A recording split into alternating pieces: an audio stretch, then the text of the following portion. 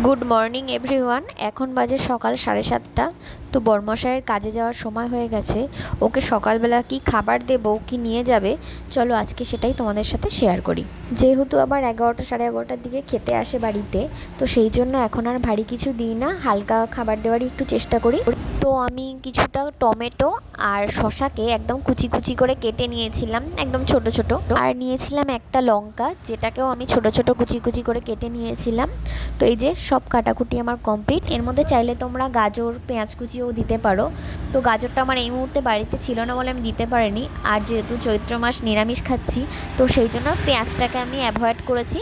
তো এবার চলো খাবারটা রেডি করা যাক। তো আমি কিছুটা ছোলা নিয়ে নিয়েছিলাম, কাঁচা ছোলা, যেটা আমি রোজ রাতের বেলা ভিজিয়ে রেখে দিই। এই ছোলাগুলোর মধ্যে যেগুলো কেটেছিলাম, টমেটো শসা লঙ্কা সব কিছু দিয়ে মিক্সড করে নিয়েছিলাম। আর এটার মধ্যে দিয়েছিলাম একটু লবণ, যেটা টেস্টের জন্য দিয়েছিলাম। এটা একটা হেলদি ব্রেকফাস্ট, যেটা সবাই তোমরা খেতে পারো। তো চলো আমার রেডি করা কমপ্লিট, এটা এবার দিয়ে আসি বরমশাই।